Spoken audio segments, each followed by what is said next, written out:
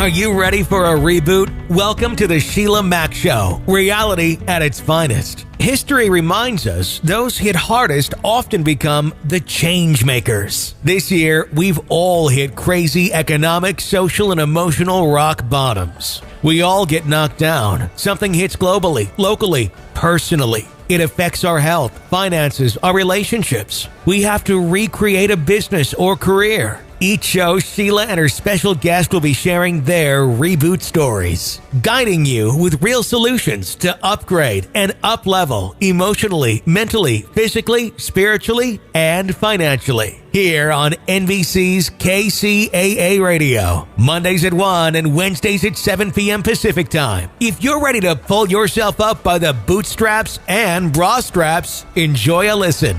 Here's Sheila.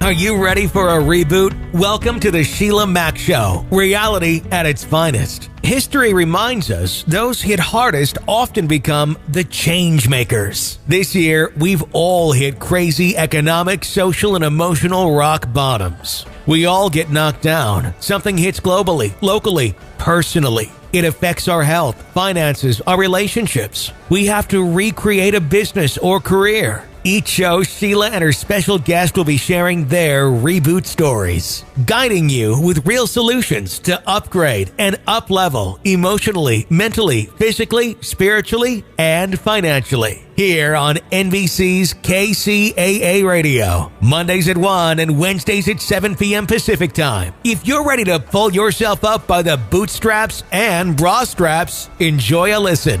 Here's Sheila.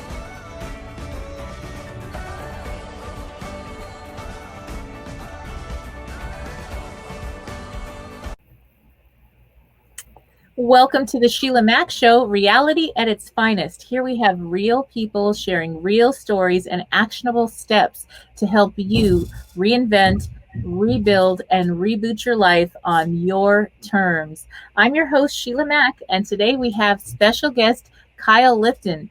He meets at the intersection of comedy and consciousness. His sense of humor mixed with his transformational abilities and depth makes for an epic experience to attend, whether it's a speech, a comedy, an act, or a private session.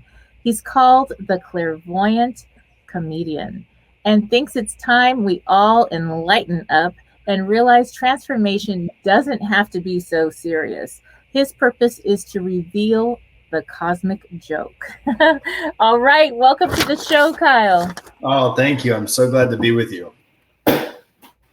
Yes, now this show is based on my new book, Bootstraps and Bra Straps, the formula to go from rock bottom back into action in any situation. And when I wrote it, it was before this year's situations. So it showed up right on time. We have some serious situations and we need comedy and consciousness in our life, especially this year. So I would love to hear about your reboot in life, your time in life. You've gone through a tough situation and got back on track to inspire the audience and to let them know about you. Yeah. First of all, it's great to be here. I feel like I have so many moments like that where you just go on this whole journey and then you kind of rise like the phoenix from the ashes. But I grew up in Los Angeles, and comedy has kind of always been one of my cornerstones. Like, I won class clown in high school, but some people say, you develop keen observation skills from going through a lot of things and going through a lot of trauma. And for me, I started out, had a family with a lot of love, not a lot of money. We've been in homeless shelters.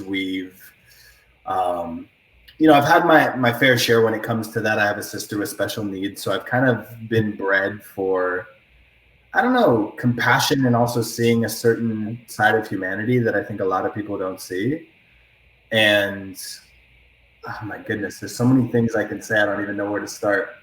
So many journeys, whether that's from getting into a relationship, getting out of a relationship, almost getting married, to speaking around the world, to seeing clients, to channeling, to talking to extraterrestrial beings, to exploring sexuality, to exploring, I don't even know where to start. But one story I guess I could share is that,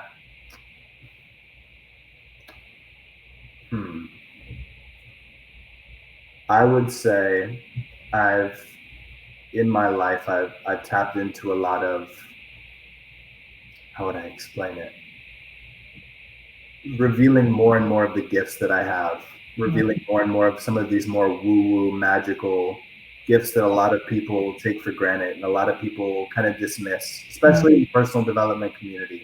There's kind of a divide between, here's the personal development people, here are the spiritual people, here's the practical people, and here's the like more mystical woo-woo people. And I like to be at the cornerstone of that. And this year definitely has been a year of coming out of the spiritual closet and sharing, my psychic gifts and my channeling gifts, and doing that more on live streams and giving people sessions. And it's been, one of my best friends said this, and it really rung home with me, which was, we can't make magic real unless we talk about it like it's real. We can't make magic normal unless we speak about some of these more mystical things like they're normal. Yeah, I probably gave you so many random roundabouts in that answer, but it's been such a journey. But this year for sure has been the year of really revealing myself more and more, and my gifts, and standing in that. Yes. So I hear a magical noise. Is there something in your room that's happening? That's no, I don't think it's me. I heard it after I started talking. What it's coming from? Maybe it was my side. It was some kind of magic showing up. As we speak of magic, it shows up, because now it's kind of calmed down a little bit. Whatever that was interesting. Yes. And one of the things that I've noticed, I too was homeless at a young age and went through lots of up and downs. And for me, because I didn't have a family at all really helping out, I connected a lot more, because it was like I needed to be guided to really be connected and listen and be able to kind of be empathic and know, oh, is that person safe or not? And you kind of start to read and know and be connected with that guidance, that inner guidance that I think we all have. And sometimes I guess they forgot to tell me to put it to sleep. I mean, it's just, I'm very guided and very intuitive also. And it's interesting because now they have finally figured out scientifically, they have scientific proof about a lot of this. Like you just write love on a bottle of water, and the other bottle you write hate, and you can look at the different molecular structure just by the different words and energy that's placed on water. Or people can all do a meditation on one side of the world, and it'll change the structure of water all the way on the other side of the planet, and it's just the energy being sent out. And yet they have scientific proof now that this stuff is not as woo-woo and out there as we believed it once was. I think people might be afraid to speak of it. Mother's intuition. Whoa, I mean, us moms, we have some intuition. I have a knowing something's not right. And so it's one of those things that I think is such a gift to pick up, especially during our universal pause as we're rebuilding and reorganizing our world to be more connected and know what matters most in that consciousness part. Yes. And have some fun. Yes. While you're at it. Yeah. One of the shifts for me has been really realizing what's the other option than being guided.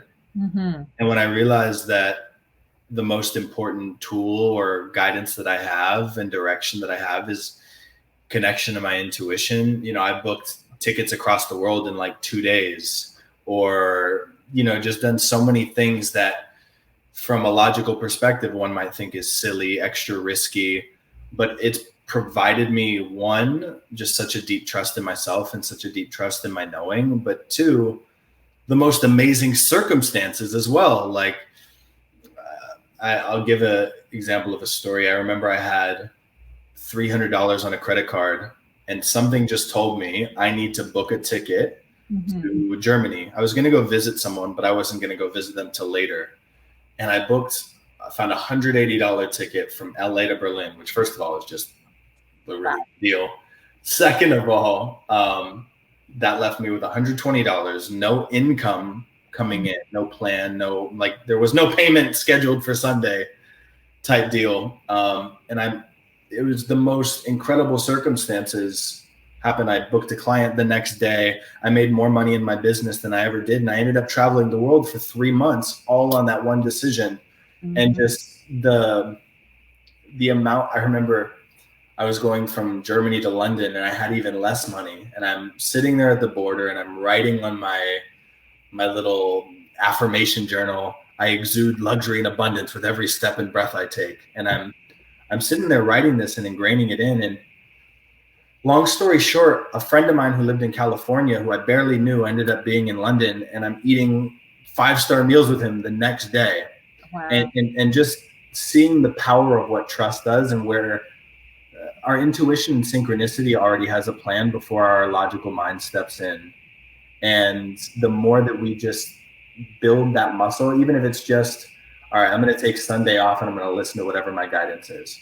Maybe it'll tell me to go to the grocery store. I don't know why it's telling me to go to the grocery store. Maybe it'll tell me to go to the cereal aisle. I don't know why I'm going to the cereal aisle. Then you bump into someone who is crying, and then you have a conversation with them, and it ends up being one of the most life-changing conversations. And you never know what kind of divine assignments are already waiting for you, but trust that the map is laid out. Just having your intuition and having that connection to what your next step is, which would be, for example, go to the grocery store. I don't know why, but I'm feeling called to go. And in that, I can't imagine another way to live. I can't imagine not living through trusting and through building that trust in your intuition and your inner knowing, like you said. Yes. You know, I've had so many of those experiences that it's kind of my normal as well. Yeah. You know, I go to a grocery store. Well, you said grocery store. I went to a grocery store once, and then I was like, I think I'm going to get something at Starbucks. I had quit coffee, and I was actually going to just get like these little egg bites or something, and water. And I go and I run into this lady, and she walked in actually, and she was acting not right. She was high as a kite, like tripping. Okay. Yeah. And kicked her out. And I was like, okay. And she somehow is drawn to me. And I'm like, all right then. And something came to me and I said, do you like ice cream? And there was a 31 flavors right next door to Starbucks. And she said, I love ice cream. I mean, she's still like out, like she's walking in front of cars and not seeing them. And I mean, she's like not here. And I'm like, I'm going to get you ice cream because I'm going to get ice cream. And I'm like trying to diet. So I was not really going to get ice cream for myself, but I was like, I'm just trying to work with this lady because she can kind of talk to her, but then she's gone. I get her, and she liked mint chocolate chip. So I get her mint chocolate chip, and she was sitting next to my car of all places. And she's eating the ice cream and she pulls her keys out and she says, I'm going to go now. She was going to get in that car. It was right when school was letting out nearby and everything else. She would have, who knows what. And I said, wow, if I did not listen, I don't know what would have happened to the lady. I did take her keys. I said, oh, let me borrow your keys and I'll go help you and I'll put your things away. And and I put them somewhere she couldn't find them. And I did call the police and get her some help and said, hey, she cannot drive until she's not, she's way under the influence. She could barely walk the right way, and it was listening. And then I was like, okay, I know I'm going to be late for my next appointment, but I needed to be here. Do you know, I get on the freeway, everything's at a halt. I missed a big accident. Holy smoke. So if I had to go with my heart and my feeling, I would have never believed that lady was on drugs. I mean, I knew she was on drugs, but driving. Like, I would have never thought, okay, she's probably got a car somewhere and she's going to just drive off and who knows what she's going to hit.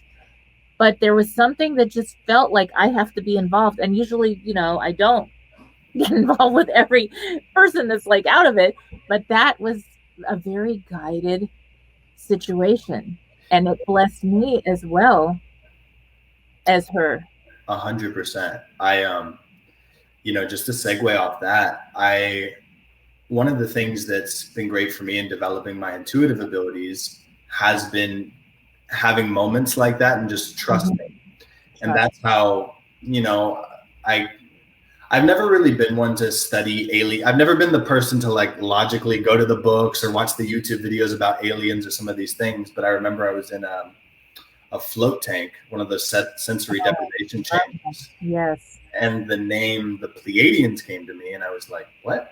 And I had heard it briefly somewhere, and then that was a connection I consciously started building. And then I went to New York when I moved there, and it was like life was drawing out. I noticed if you really pay attention, you'll notice life will draw out certain qualities in you. So I go to an event and people start asking me about channeling just based on the places I go. And I'm like, then another person who runs a big YouTube channel wanted to have me at his event for channeling. And I'm like, I didn't even really promote it, but now it's just kind of getting drawn out of me. And same with intuition. It's like, I might have a knowing. For example, I remember a few years ago, I saw my friend's soul being strangled, and I just saw a very like clairvoyant vision of it. And exactly what I'm going through. Or I was at a gathering, I tell a woman something's going on with her liver, and she's like, you're right, there's something going on there. Or, I have so many stories like that, but it's about trusting that first voice that's like, oh my gosh, this is going to be embarrassing. This is going to be awkward. This is going to be weird.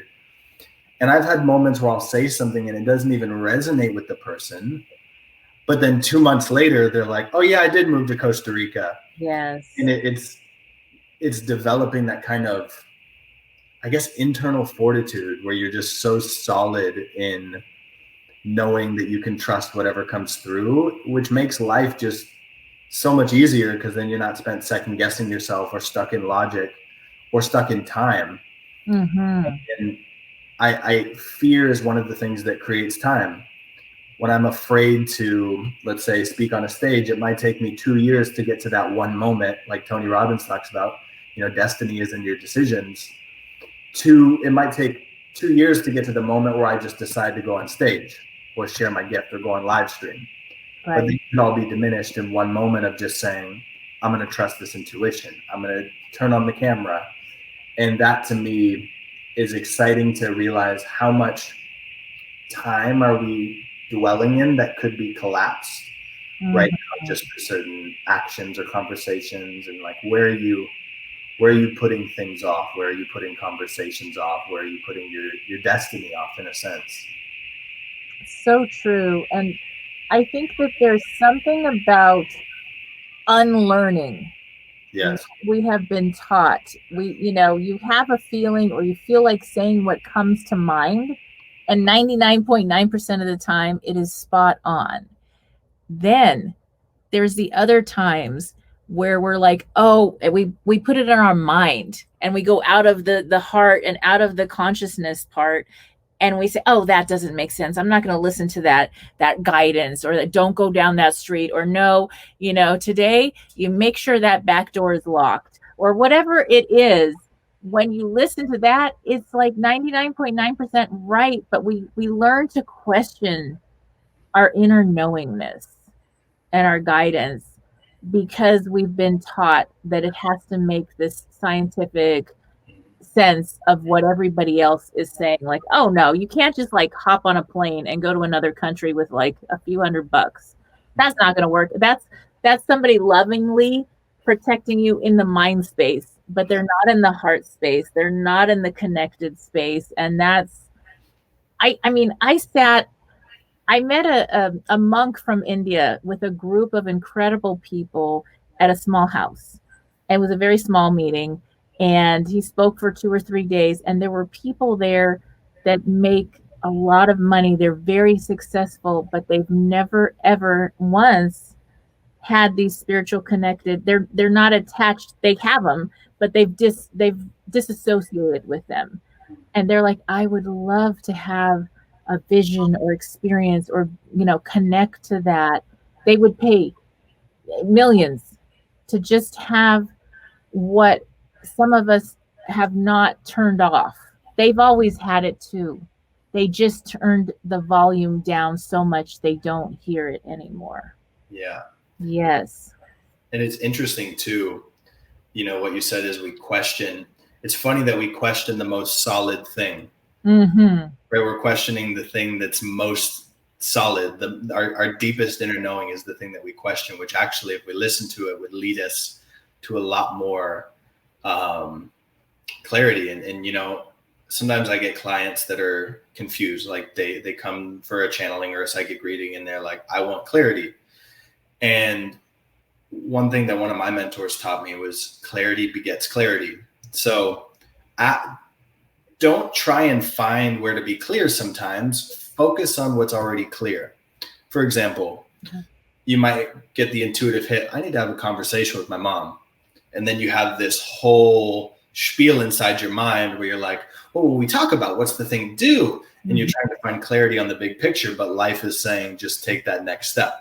Right. So the invitation would be to act on what's already clear, which will put you in the frequency and the feeling of clarity, which would then put you in resonance, kind of like a field of attraction to attract more clear things. Mm-hmm. Like if you've ever had the feeling of being unsure of yourself or like second guessing, you notice how many like second guessing activities you attract in your life where your friends like, you want to make plans? And you're like, yeah, that could be cool. And then they cancel on the plan or they're unsure, or you meet another person who's unsure, or you get a client that comes to you and they're like, let me think about it. I'm unsure. Not realizing that whole time they're reflecting your inner world. Or like, for example, science, how it's been continually disproven or proven later rather, where they're just now discovering certain technologies. And rather than wait for science, I'd rather be ahead of the curve and then have science figure that out. You know, I remember when I was in London, I had my girlfriend at the time ask if I wanted to book my ticket to Indonesia. And I didn't have all the money, but something in me told me to just decide. And like, I can't even make it up. It gives me chills. I checked my phone right after that call, and I had about 4 messages from this guy who said I came up in his medium reading and I was to help him with emotional stuff. Right. And that same day we decided to book the ticket was the day he became a client of mine.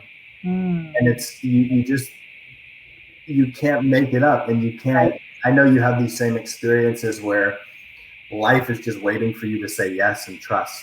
And you know, worst comes to worst, you take a leap and then you don't like it and you just go back to living a super logical, mind-dominated, mind-oriented life. But no one would want to do that if they really trusted. And I think that this year with the universal pause, with the pandemic, we have actually had a situation where we've had to course correct. And sometimes somebody's lost a job, but really they found that their talent, their truth and who they really are, their essence shows up, and they're actually finally earning money doing what they love. And they're like, I'm not going back to that job. Nope, I'm good now. Now they're home. They have found their energetic home. And it's not about ego or about proving to others. It's just because that's like their happy place. That's what they were destined or designed to do. But they were listening to no, you need to work this job and you need to do it this way because you got to pay the bills and you got to follow what you're taught instead of what you know. And they've always had a knowingness about I'm supposed to be whatever or do this or that. They just had the fear. So what did the universe do? Okay, I'm going to give you a little shove now. And now you get to really do it. And they're finding their happiness. Yes. And you know, it's like, there's a Native American proverb and they say, hear the whispers before you have to hear the screams. And you know, it's like people in a relationship, they'll say, oh, that just came out of nowhere. That blow up, that explosion just came out of nowhere. But if we were to be really aware and just look at all the ways in which you felt anger or resentment, and then you pushed it to the side, or you wanted to say something to them, but you pushed it to the side. And in those moments, they compound and the energy compresses, and then it needs to express at some point. kind of what you said about the 2020 lockdown, they have these artistic visions, but since they haven't been still enough or quiet enough or aware enough, the universe is like, here you go. Here's your opportunity to get shoved a little bit. Excuse me. And it's just being aware of and almost meticulous in the little moments so that you don't have to have so many big wake up calls from the universe being like, hey, it's time to get your stuff together. It's time to handle yourself. And I found in my own life that gives me a lot more grace rather than the universe having to just smack me again and again and again until I listen. Because at some point, that's the only way to go anyways. Yes, that will happen. Let me promise you that will happen. You will keep running into the same problems, the same situations, the same not aligned relationships, not because the other person is better or worse. It's just not aligned with who you are. And so when you're able to step up and step into who you really are, then we're forced to put on masks right now in many places. Yeah. But it's like, because we have been masking so much that it's like, hey, you know what? I'm going to make you wear a mask until you take the other mask off. And it's like, it's literally the physical manifestation of what we've been doing. Yes. Isn't that interesting? It's like, oh, you don't see you've been wearing a mask? I'm physically going to put a real mask on you to see that there's actually a mask going on. And, I was going to post this on Facebook, but I felt like a little controversial, so I haven't posted it yet. But if people cared enough, because there's the maskers, the anti-maskers, and there's like that whole community. And then you go on Facebook, people are arguing about Trump and Biden, and it's just like it's a whole show. But the thing that I was going to say, if people cared enough or put as much effort into removing the metaphysical mask they're wearing as they are some little piece of cotton on their face, we would ascend and move a lot faster as a society. Because, someone's like, I don't want to wear this muzzle on my face. And, I'm not demeaning that, or I'm not really stating a viewpoint on that. But I'm saying, if you cared more about the energetic mask you've been wearing, where you've not been showing up truly and authentically, just imagine how far we would go. And as a collective, as a unit, what could be changed? Because really, and there's another good perspective, and I feel like a freedom fighter right now or something. But, if the government said for us to pay taxes, but all of us in the US just said no, what would happen? And all right, everyone, let's do this. Okay, no. All right, everyone, don't pay your taxes. No. That's right. But I'm saying that to really speak to like the power of what we could do as a unit. If everyone removed their masks, what kind of ripple would that be as a society? I mean, the energetic masks, whatever you believe about the physical mask is your own biz. Exactly. The energetic masks that we're in. And how are you going to ever find the right job or whatever you're going to do, whether you run your own business, your purpose, if you're pretending to be what your mom or your dad or some uncle so-and-so told you had to be successful? Yeah. How are you going to find your aligned friend group if you're pretending to try to fit in with some people that you may love them, but they're not your people, they're not your tribe, because they're not the same energy that you really are. So if you're masking it and you're pretending and trying to fit in a place that doesn't feel right, and it doesn't even you feel it when you're going to go, I'm going to go do that. I don't even want to do that. I would prefer to go do whatever, but you're in this group. That's going to make a difference, because as you show up as who you are, your friends will be like, oh, wow, I love you even more because you're incredible. This is, I didn't even know you were like that, because you were hiding it. You were masking it. 100%. And relationships. How about relationships? How are you going to find that true love, that somebody that can really align with you? If you go on a date and you say everything they want to hear, and it's totally nothing that's real. It's baloney. It's fake, because you're trying to please them. You're not going to want to please somebody in wearing a mask for the rest of your life. That's not going to work out. Yeah. And like, here's the cosmic joke. And this is one of the things that's helped me. And what I'm here to help people with is to show you that you'll never actually get what you want from doing what you're doing. So, for example, I'm going to fit in so I can be liked. So here's what's not effective about that. One, you don't like yourself in that moment. Yes. Because you're not being yourself. Mm-hmm. And then because you don't like yourself, you're going to attract situations where you're not liked, or where you have to put a mask on to be liked, but you don't even feel liked because you're not feeling like you like yourself anyways. Right. So you'll be fitting in the circumstance and be like, oh, I don't even like myself right now. I'm drained every time I see these people because here goes the puppet show and here's me being whatever they want me to be. And then on the flip side, it's like, I would much rather feel like I like myself than be in a group where they don't like me for who I am. Because then at least that's a PSA that's like, oh, great. Now that's just not my group. But now at least I feel the self-worth inside of myself to know that I'm deserving of a group like that, or I'm deserving of people who are, it's like fighting for peace. You can't fight for peace. The energetics of that don't make any sense because you're in pieces trying to make peace. Yeah. You're saying, we need to do this. We need to, that's like politics, divide and conquer. Mm-hmm. So you could see everyone's so polarized right now, no matter what your viewpoint is.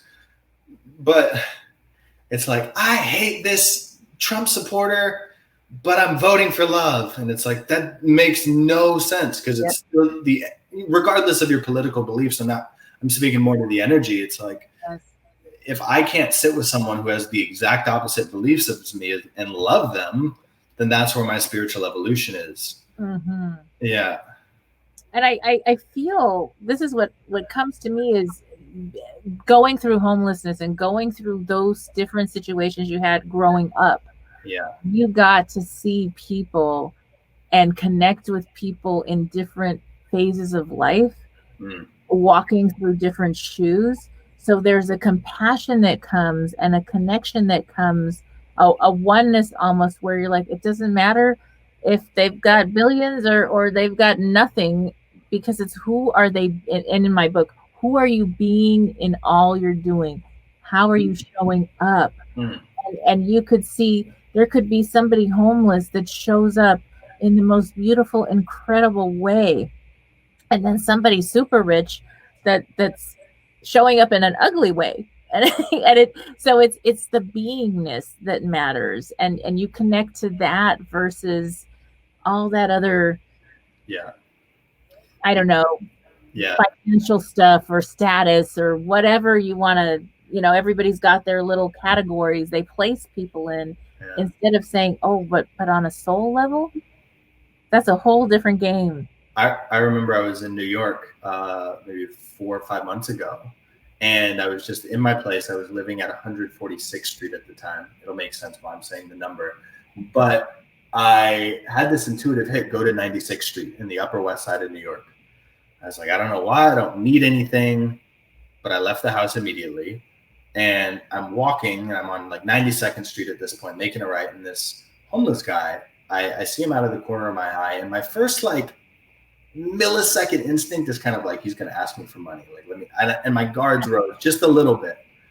I'm usually like really generous about that, but something in that moment was like, I don't know, my guards went up. Mm-hmm. And I end up just slowing down, connecting with this guy, and he was like, nice jacket, man. I'm like, thanks. He's like, you a motorcycle? I was wearing a leather jacket. He was like, where's your bike? I was like, oh, no, I don't have my bike, but my dad used to be a bike rider.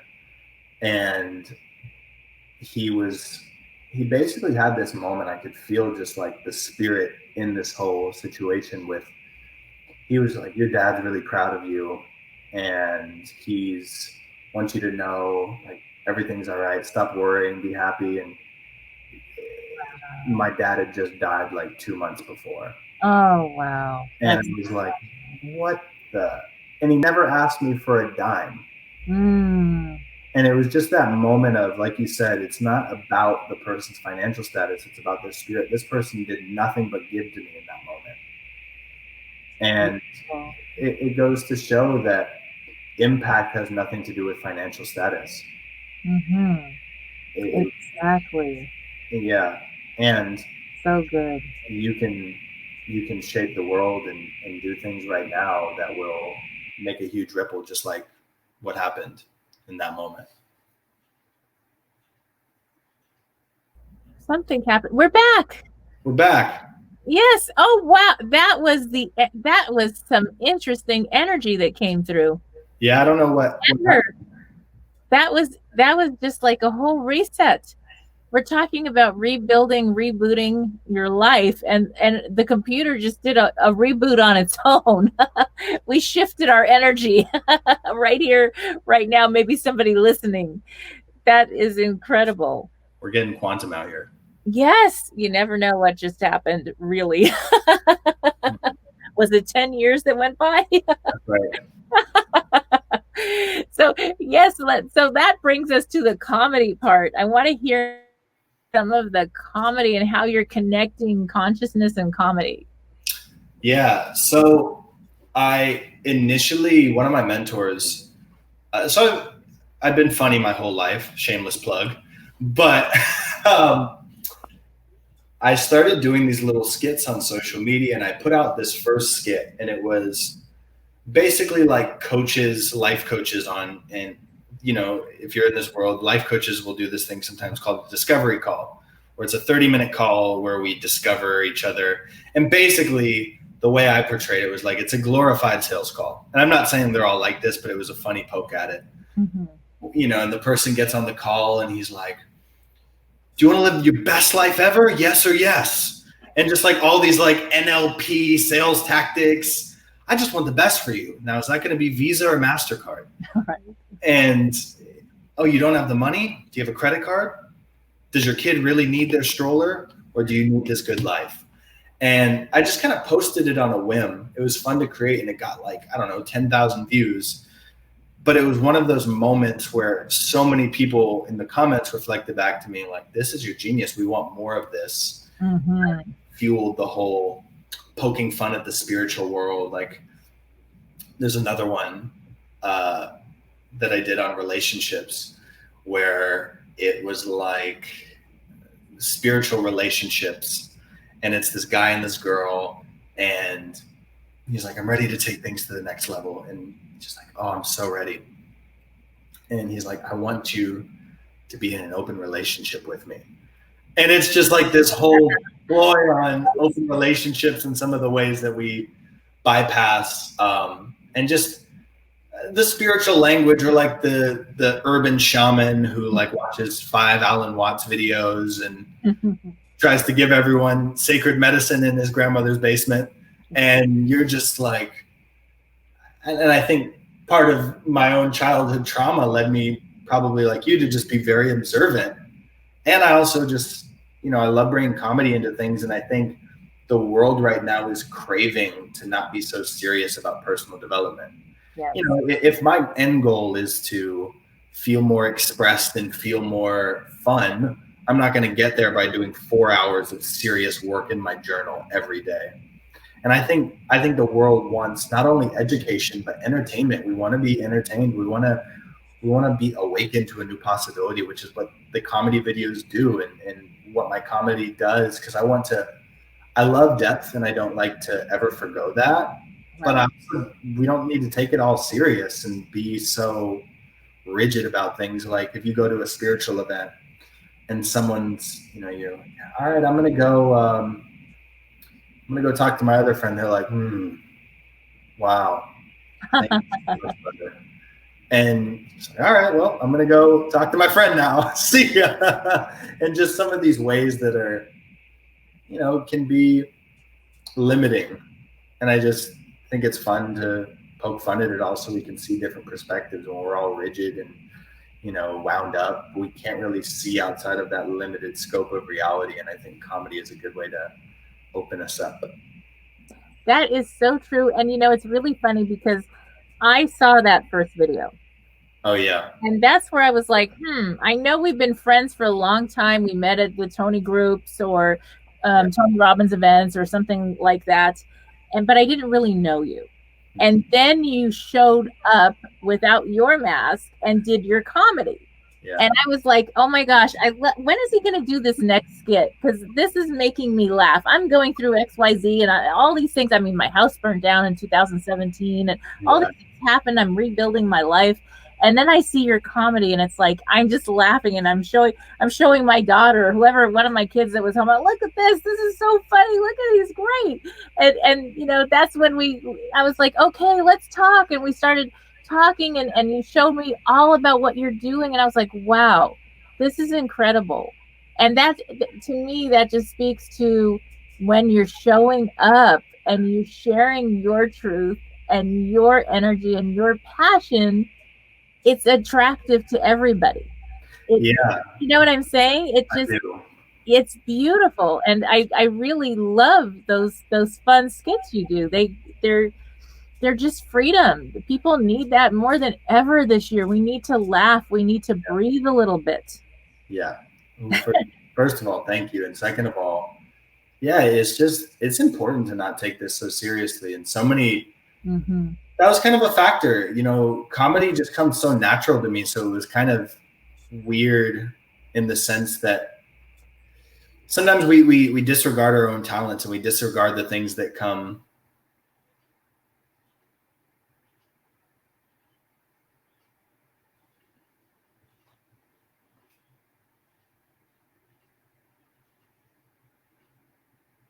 Or two. There we go. 3, 2, 1. I don't know what's happening right now. That's awesome. That happens once in a while. So, yeah, sometimes we disregard what comes most natural to us, like comedy, and we don't even think about it. And then you realize that there's so much passion and creativity and things that are possible when you're just doing what comes most natural. And that's the most magnetic. And that's where I think work doesn't feel like work. It feels like play. It feels like fun. It feels just like an extension of who you are. And, you know, in this season of life, that's really what I want. I want everything I do to just feel like an extension of who I am. And yeah, there's so much more comedy to come. It's just feels like just the beginning.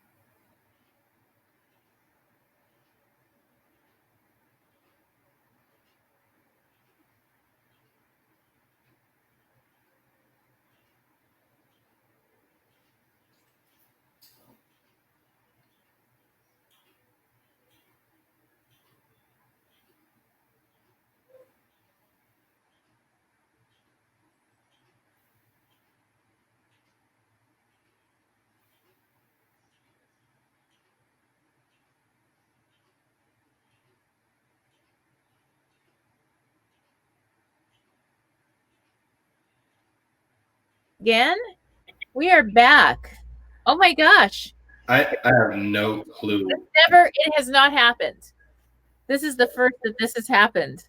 I guess we can celebrate it. Yes, and you know, there's something to that. It's part of the lesson of rebooting is sometimes we're going to have a curveball. We're going to have a COVID or some interesting thing is going to show up, and we can decide how we're going to show up through it. Is it going to bother us, or are we going to just keep moving forward? How are we going to react is going to make all the difference. Yeah. I can't imagine I'm going to wake up and have a nightmare about this slight pause in our interview. Oh my God, it paused for 2 minutes. And maybe that was we needed a pause to get into our consciousness and to listen more. Yes, something like that. So you have found a way to connect the spirituality, the consciousness with the comedy. And I think that's incredible. I'd love to hear more about how you're doing that. Mostly through the skits that I do that we just talked about, but also I really bring it in everything that I do. So I do a lot of these live streams where I do channeling, like psychic readings and channeling where people will ask a question. But, you know, I like to I like to poke fun. I like to have fun while I'm doing it because it feels like an extension of who I am. Someone's like, "Oh my God, I need an answer. Oh my gosh, it's the most important thing ever." And they come with this energy of just seriousness. And it's like, "Oh my God, I need to give you the answer, or else I'm just gonna, fall out of place." And just being silly, like not taking it seriously. And I think that's part of the reason why, people are drawn to me. They want to take things less seriously. And I think the path to doing your most serious work is in taking things less seriously, realizing, okay, great, this is just a blank script and I'm here to write it. And I can erase it, I can write again, I can erase it, I can write again, but it doesn't mean it's like this, oh my God, and I said this word and it rippled out into history forever and I can never take it back and life is just going to be so hard. And it's like the more seriousness we have with an issue, the more density we have. And I'll share this because I feel like it relates. One of my biggest core emotions that I've felt that one could say is disempowering or uncomfortable has been guilt. This sense of guilt, this sense of I've done something wrong, I need to rectify it. And what came to me was just when we, for example, let's say I have a conversation with someone and I say something and they take it the wrong way. And then I feel bad and I feel like I need to correct myself rather than just realizing like, no, they spun it however they spun it. Right. But when we're so serious, like, oh my God, I can't sleep at night until I rectify this. And meanwhile, they're not thinking about it anymore. And you're just like, did they take it this way? Oh my goodness. What if I don't need to? And what I've noticed is that if I just let go, and I broke my leg before, my leg. And, what happened is when it was in the cast, they got atrophied. Oh, and the same thing with guilt. We have to atrophy our guilt. So when we're serious, like when I need to correct myself, I need to do it this way, we add more density to something where it makes it harder to get out of it. We dig ourselves a hole. But when we take things lightly, we're just, we're flowing with it. Oh my goodness, they took it this way. I didn't mean it that way. Let me just let it go. right. There's nothing for me to correct here. And then that muscle of guilt, or, you could apply it to anger. You could apply it to so many different things. That muscle can atrophy. And that's different than repressing it, but it's also not buying into the belief. I need to rectify my guilt so that I could be worthy, because we've already realized you are worthy. There's nothing you could do to prove your worth. There's nothing I can do to get love because I am love. Mm-hmm. And when you realize that, it's like, what am I actually trying to do underneath my actions? Why do I feel I need to be so serious? Why do I feel like I can't just be a child? Yeah. We're all adults wanting to be children again. Mm-hmm. And taking things less seriously, I feel like, is step number one. I love that. It's like 2020 hindsight, right? This is 2020. And cool. Now we can say, hey, wait a minute. You know what? Why did I even care about that? What we were worried about a year ago and what we're dealing with now and what we're rebuilding and everything, but what we've had to go through this year, that stuff was like, that was our problem. Okay. We were concerned about traffic and we had jobs to go to. Right. We got to go to the gym and hug people and see people and go have dinner out and have all these freedoms that now we've some of them have been taken away for a certain time. And now, of course, we're finally getting back out there. But that is like, oh, what really matters most? Yeah. Yeah. Yeah. It's one of the things that, and just looking at it, just, the world's on timeout. God, spirit, source was like, y'all need to chill. Y'all need to just go to your rooms and think about stuff for a little while. Or just, I don't know, there's just certain things I find ridiculous. Mm-hmm. Like, and I don't even mean it no matter what your beliefs are, but just the humor of like, there's a guy in his car somewhere with a mask, just by himself.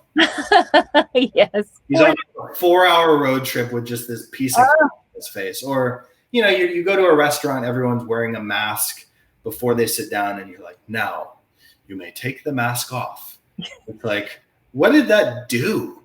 And just these moments of looking at things, it's just humans are so interesting to me, and I find myself to be interesting sometimes. When we get into fear and these beliefs, how our mind warps and how neurotic we get about things. And it's so strange.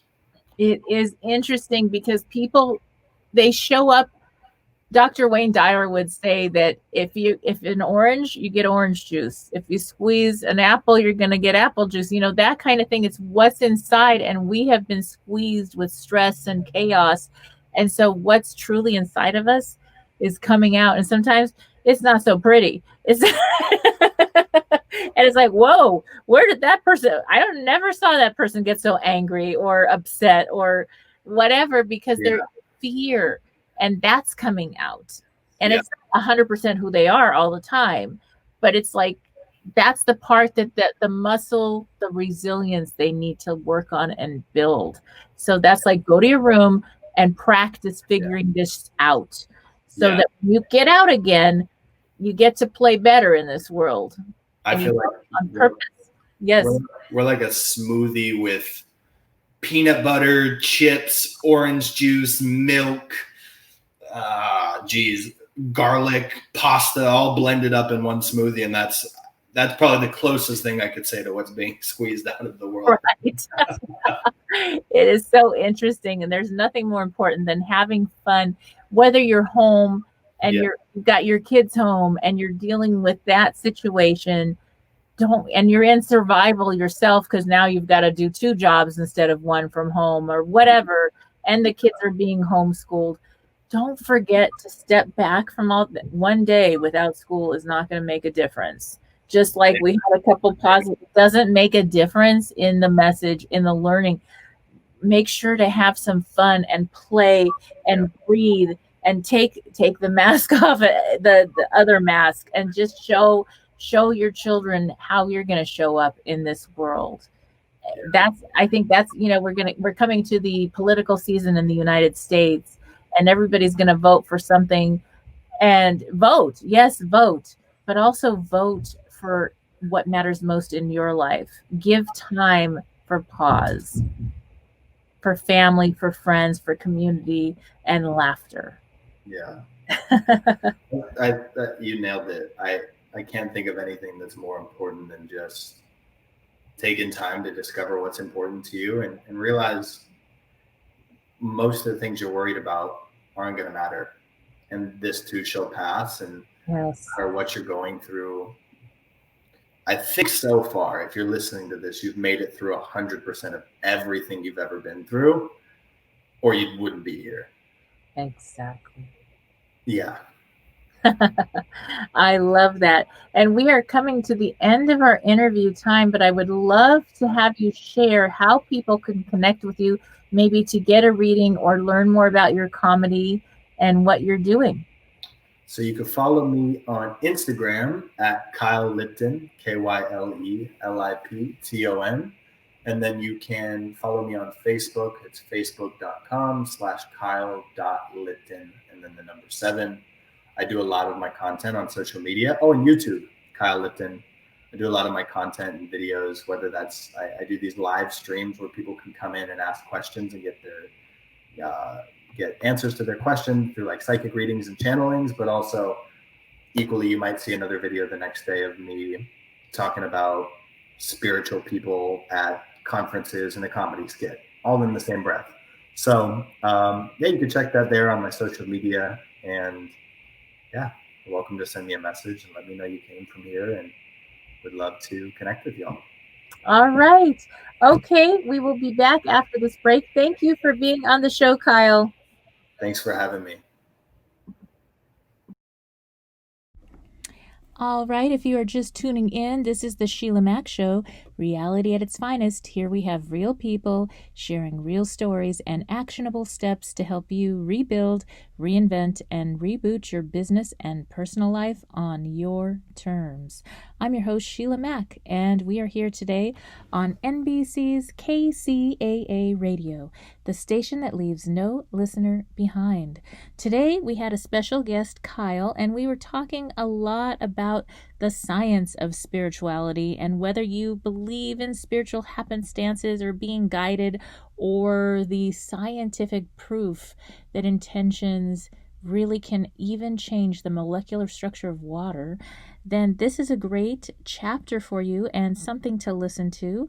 If you are into audiobooks or would like to read, check out my new book, Bootstraps and Bra Straps, The Formula to Go from Rock Bottom Back into Action in Any Situation. There I share more about science and the spirituality of self-care and how you can create your own rhythms and routines to help you get back on track this year.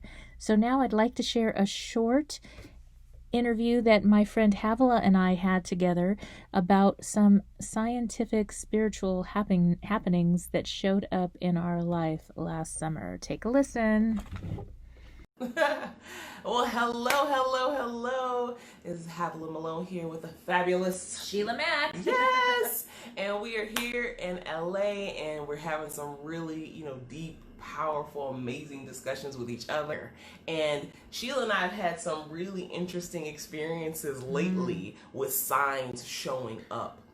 Because, one of the things that I'm working on in my own personal development and trying to more embody like my spiritual path and, really stepping into a place of owning my spiritual teachings. You have to start walking by faith.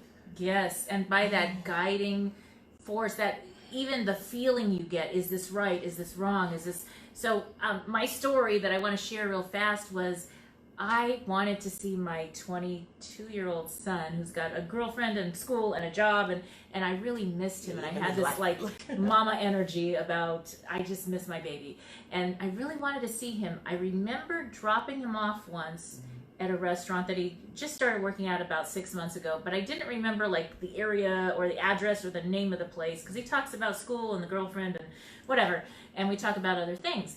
Well, another friend of mine invited me to go to dinner, and she told me the name of this restaurant and to go to this place, and I was like, are you sure? Because it's like I'm going through like Skid Row and all these weird areas, but I feel like I've got to honor her, and I could not connect with her because her internet was down. So I was messaging her, but she wasn't getting the message, and I went over to the restaurant, and I was like, wait, this is where my son Michael is, and I think, because I dropped him off once, and I called on the phone, and he was like, Mom, I thought that was you. I'm on the sidewalk, and I'm like walking toward your car. And I said, well, I know I was guided and sent because my heart wanted to just hug you and see you again. And so that was listening. And it was really funny because I said, and my friend won't even be upset that I'm late because I'll message her and then I'll drive over because they said, oh, people make this mistake. It's the one on Melrose, not the one in the Arts District, whatever.